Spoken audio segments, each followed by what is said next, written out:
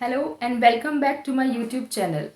आज के वीडियो में हम नेक पेन और लो बैक पेन से रिलेटेड कुछ इंपॉर्टेंट पॉइंट्स डिस्कस करने वाले हैं, जिससे आप ये पता लगा सकते हैं कि आपके प्रॉब्लम का कारण क्या हो सकता है और उसको ठीक करने के लिए आपको कौन कौन सी बेसिक एक्सरसाइजेस करनी है। सबसे पहले तो पेन को हम दो ब्रॉड कैटेगरीज में डिवाइड करेंगे, जिसके आधार पर आपको ये पता चलेगा कि आपको घर में एक्सरसाइजेस करनी है या तुरंत जाकर अपने डॉक्टर से कंसल्ट करना है। एक होता है नॉन मैकेनिकल पेन और दूसरा है mechanical pain. Non mechanical pains किसी भी इन्फेक्शन या इन्फ्लेमेशन की वजह से हो सकते हैं और उसको ट्रीट करने के लिए हमें तुरंत अपने डॉक्टर से कंसल्ट करना चाहिए। अब कैसे पता लगाएं?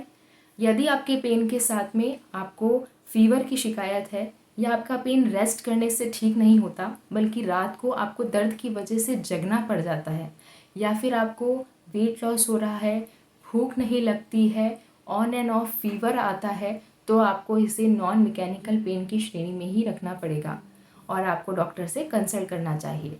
वहीं दूसरी तरफ जो मैकेनिकल पेन है वो रेस्ट करने से ठीक हो जाते हैं। आपको पता होता है कि ये कौन सी एक्टिविटी करने से बढ़ते हैं और कौन सी एक्टिविटी करने से रिलीव हो जाते हैं। इस तरह के मैकेनिकल पेन को 3 कैटेगरीज में डिवाइड किया गया है: पॉस्चरल, डिसफंक्शनल और डीरेंजमेंट। पॉस्चरल पेन जो है वो पुअर पॉस्चर से एसोसिएटेड है, वहीं डिसफंक्शनल पेन आपके जॉइंट के आसपास की स्ट्रक्चर्स के इम्प्रॉपर फंक्शनिंग की वजह से होता है। और जो डीरेंजमेंट पेन है उसके एक्सरे या एमआरआई में आपको एक क्लिनिकल फाइंडिंग देखने को मिलती है, जैसे कि आपकी स्पाइनल यूनिट के बीच की जो डिस्क है उसका बाहर प्रोट्रूड होना एट्सेट्रा। अब ये जो मैकेनिकल पेन है इसको आप तीनों कैटेगरी में डिवाइड करने के बाद कंडीशन के हिसाब से उसका एक्सरसाइज रिजीम प्लान कर सकते हैं। पॉस्चरल पेन में हमें upper cross syndrome, lower cross syndrome जैसे कंडीशंस देखने को मिलती हैं, जिसमें कि एक मसल ग्रुप ओवर एक्टिवेटेड होता है और दूसरा मसल ग्रुप वीक होता है। जब फिजियो अपने पेशेंट का थॉरो असेसमेंट करते हैं तब वो ये पाते हैं कि कौन सा मसल ग्रुप वीक है, उन्हें वो स्ट्रेंथन करते हैं, और जो मसल ग्रुप टाइट है उन्हें रिलैक्स करने की कोशिश करते हैं। ये बात मैं आपको एक एग्जाम्पल से समझाती हूँ। जब आप प्रोलॉन्ग सिटिंग वाले किसी जॉब में होते हैं, या समझ लीजिए आप कोई स्टूडेंट हैं जिसे बहुत देर तक बैठ के पढ़ाई करनी है, तो उन लोगों में हिप फ्लेक्सर्स मसल्स की, यानी कि हिप के आगे वाली मसल्स की, जो कि बैठते टाइम हमेशा ही कॉन्ट्रैक्टेड रहते हैं, उन मसल्स की टाइटनेस देखने को मिलती है। और उसके ऑपोजिट मसल ग्रुप में यानी कि हिप मसल्स में, ग्लूट्स मसल्स में वीकनेस देखने को मिलती है।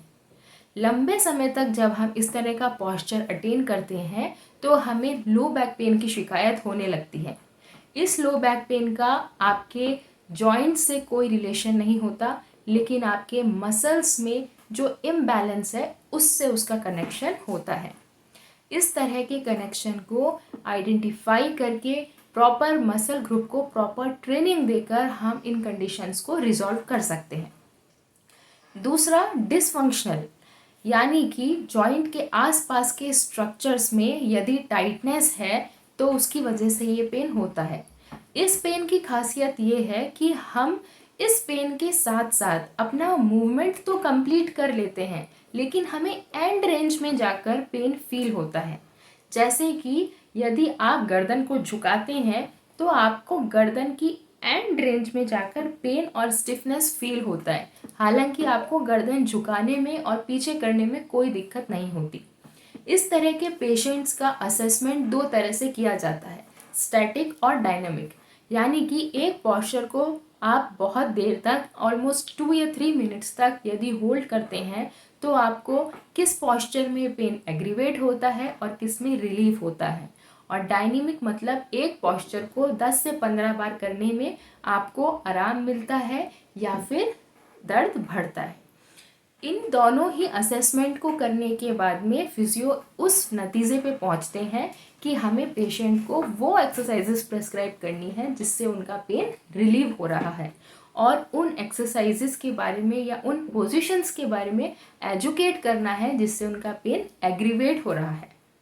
नंबर तीसरा है डीरेंजमेंट, यानी कि इस कंडीशन में क्योंकि स्पाइनल यूनिट इन्वॉल्व है इसलिए पेन कई बार पेरिफेरलाइज होता है, यानी गर्दन से हाथों में आता है, कमर से पैरों में जाता है। इस तरह के पेन को करेक्ट करने के लिए सबसे पहले हम उस पेन को सेंट्रलाइज करने की कोशिश करते हैं, यानी कि उस पेन को वापस स्पाइन तक ही सेंट्रलाइज्ड करने की, फोकस्ड करने की कोशिश करते हैं और उसके बाद धीरे धीरे उसे रिलीव करते हैं स्पाइनल मोबिलाइजेशन से या फिर स्पाइनल एक्सरसाइजेस से। हम किसी भी वीडियो में स्पेसिफिक एक्सरसाइजेस इसलिए आपको एक्सप्लेन नहीं करते क्योंकि कोई भी एक्सरसाइज रिजीम किस प्रॉपर डायग्नोसिस और प्रॉपर असेसमेंट के बाद ही बनाया जा सकता है। यदि किसी पेशेंट को आगे झुकने में दर्द है और पीछे की तरफ यानी कि एक्सटेंशन में आराम है तो उस पेशेंट को कोई भी ऐसी एक्सरसाइज नहीं कराई जाती जिसमें उसका स्पाइन बेंड, जैसे कि नी टू चेस्ट एक्सरसाइज जिसमें हम मैट पर सीधा लेटकर घुटनों को मोड़ते हुए चेस्ट के पास लाते हैं, या फिर यदि किसी पेशेंट को बैक एक्सटेंशन में प्रॉब्लम है तो उसे उल्टा लेटकर साइकिल चलाने के लिए स्ट्रिक्टली मना किया जाता है। इसीलिए हर एक एक्सरसाइज प्रॉपर डायग्नोसिस के बाद ही पेशेंट को प्रेस्क्राइब की जाती है। आज के वीडियो में हम कुछ बेसिक और सेफ एक्सरसाइजेस डिस्कस करेंगे जो कि किसी भी लोअर बैक एक को ट्रीट करने के लिए फाउंडेशन एक्सरसाइजेस हैं और जिन्हें आप आसानी से अपने घर में ट्राई कर सकते हैं। पहली एक्सरसाइज है पेल्विक टिल्टिंग एक्सरसाइज। इसे करने के लिए आप मैट पर सीधा लेट जाइए और अपने दोनों पैरों को मोड़ लीजिए। दोनों फीट को आप मैट पर सपोर्टेड रखिए। अब आप अपनी कूल्हे के दोनों तरफ प्रेजेंट हड्डी को फील करके देखिए।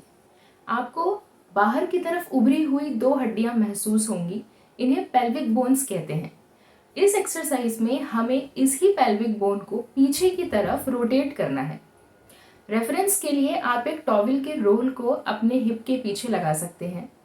अब आप अपने पंजों के इनर साइड से प्रेशर लगाते हुए अपने पेल्विक बोन को पीछे की तरफ इस तरह रोल करिए कि वो टॉवल प्रेस हो। ये पोस्टीरियर पेल्विक टिल्टिंग आपके पोस्चर को करेक्ट करने में और लोअर बैक की कंडीशन को रिलीव करने में बहुत हेल्पफुल होती है। दूसरी है ब्रिजिंग एक्सरसाइज। इस एक्सरसाइज में आपको पेल्विक टिल्टिंग के साथ ही अपनी कमर को इस तरह ऊपर उठाना है जैसे कि कोई ब्रिज हो, लेकिन ध्यान रहे आपकी कमर आर्च बैक नहीं होनी चाहिए, यानी कि कमर को उठाते समय आपकी पीछे की तरफ स्पाइन में पीछे की तरफ एक आर्च इंद्रधनुष की जैसा नहीं बनना चाहिए। तीसरी एक्सरसाइज है pelvic floor exercise plus diaphragmatic exercise. ये एक कोर स्ट्रेंथनिंग एक्सरसाइज है। बहुत से लोग कोर स्ट्रेंथनिंग का मतलब सिर्फ पेट की मसल्स को स्ट्रेंथन करने से समझते हैं, लेकिन कोर हमारी बॉडी का वो पार्ट है जो abdominal muscles, trunk muscle, glute muscles, pelvic floor और डायफ्राम इन सब से मिलकर बनता है। यदि आप डायफ्रामेटिक ब्रीदिंग के थ्रू अपने डायफ्राम को ट्रेन करते हैं और पेल्विक फ्लोर स्ट्रेंथनिंग से अपने पेल्विक्स के फ्लोर में जो प्रेजेंट मसल्स हैं उन्हें ट्रेन करते हैं तो आपको यूरिनरी रिटेंशन की प्रॉब्लम में, लोअर बैक एक की कंडीशन में, सांस फूलने में और उसके अलावा मोस्ट इम्पॉर्टेंट एंटीनेटल केयर यानी कि पोस्ट प्रेगनेंसी जिन्हें लोअर बैक एक है उसमें बहुत रिलीफ मिलता है। डायफ्रामेटिक ब्रीदिंग के लिए आप कंफर्टेबली क्रॉस लेग सिटिंग में बैठ जाइए और अपने स्पाइन को एकदम सीधा रखिए। आप चाहें तो दीवार या किसी भी बैकरेस्ट के सपोर्ट से भी बैठ सकते हैं। अब आपको अपना एक हाथ रिब केज के नीचे और दूसरा हाथ अपने पेट पर रखना है। जब आप गहरी सांस अंदर लेंगे तो आपका डायफ्राम कॉन्ट्रैक्ट होके फ्लैट हो जाएगा, जिसकी वजह से पेट का प्रेशर यानी कि इंट्रा एब्डोमिनल प्रेशर इंक्रीज होगा और आपको पेट बाहर की तरफ उभरता हुआ महसूस होगा। वहीं दूसरी तरफ जब आप एक्सेलेशन करेंगे तो ये डायफ्राम ऊपर पैराशूट की तरह वापस आ जाएगा, डोम शेप में वापस आ जाएगा और ये इंट्रा एब्डोमिनल प्रेशर कम हो जाएगा, जिससे आपको पेट अंदर जाता हुआ महसूस होगा। इस तरह यदि आप माइंडफुल ब्रीदिंग करेंगे तो आप कुछ ही दिनों में अपने डायफ्राम को स्ट्रेंथन अप करेंगे, प्लस आपकी ब्रीदिंग की जो डेप्थ है वो भी इम्प्रूव हो जाएगी। दूसरी है पेल्विक फ्लोर स्ट्रेंथनिंग। इसके लिए आप प्रीवियस एक्सरसाइजेस की तरह ही मैट पर लेट जाएं और अपने दोनों घुटनों के बीच में एक टॉवल का रोल रखें। अब आपको इस टॉवल रोल को इस तरह से स्क्वीज़ करना है जैसे आप यूरिन को होल्ड करते टाइम अपने पेट को स्क्वीज़ करते हैं। इस मैन्यूअर को आप 15 से 20 सेकंड के लिए होल्ड करें और 3 से 4 बार रिपीट करें।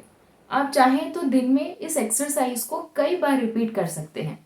इससे आपको यूरिनरी रिटेंशन में और लोअर बैक एक में बहुत आराम मिलेगा। आई होप आज की एक्सरसाइजेस आपके लिए सेफ और बेनिफिशियल रहेंगी। अब आपको कमेंट बॉक्स में मुझे ये बताना है कि कौन कौन सी एक्सरसाइजेस करने से आपको आराम मिला, प्लस आपके पेन का पैटर्न क्या होता है। क्या आपको मॉर्निंग में उठते ही दर्द रहता है, या आपको पूरे दिन के काम के बाद में पेन फील होता है, या फिर आपको पेन की वजह से रात को जगना पड़ता है। मुझे कमेंट बॉक्स में अपने पेन का पैटर्न बताइए and we will discuss some more exercises upon that information. Thank you.